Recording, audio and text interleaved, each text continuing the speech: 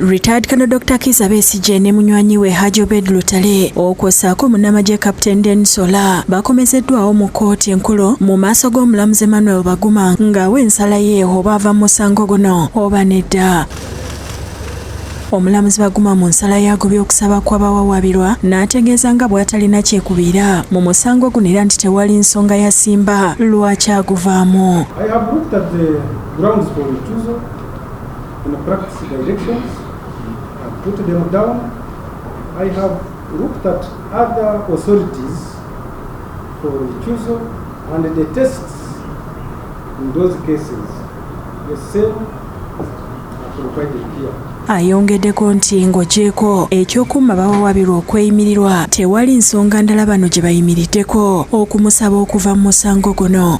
The accused persons cannot use the decision of the court for denial of mandatory bail to impute incompetence or bias on the side of the judge. Wano wasinzidde n'agoba okusaba kw'abawawaabirwa kwe baateekamu nga baagala ave mu musango guno n'alagira gugende mu maaso nga yagulimu. Otherwise, whoever wants to prevent a judicial officer from hearing a certain case would simply lodge a complaint with the Judicial Service Commission, which will cause absurdity. I do not find any ground for recusal based on allegations of incompetence or bias. Bannamateeka babawawaabirwa wano we basinzidde ne basaba omulamuzi omusango guno agusindike mu kkooti etaputa ensonga za ssemateeka kubanga gulimu okulinnyirira eddembe ly'abasibe baabwe. So my Lord, it is my humble prayer, the question as framed, as proposed, or an agreeable modification of the same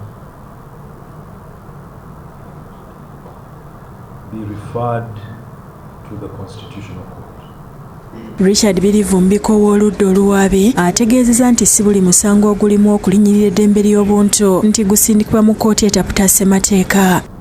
Any matter that is guised under interpretation but the actual sense of it is a violation of a human right is not a matter that this court can refer for interpretation. Munnamateeka Lukwago akalambidde n'aggyayo amateeka gonna ageekuusa ku ky'omulamuzi okulemera mu musango nga bawawaabirwa bamusabye aguveemu. Olwaleero Baguma era awadde ruling ng'alemeramu. Ekisooka kye twebuuza Baguma yalaba ki mu fayiro eno omuntu takwagala kumuwozesa. Amutegeezezza nga bwe bakizuula nti alina kyekubira mu musango guno era bamuwaabira dda mu kitongole kya Judicial Service Commission. Fayiro eno yali inagenda mu ICD eri mu International Crimes Division naye gwe n'ogiremerako yajja etya wano va mu musango guno nfune omulamuzi omulala.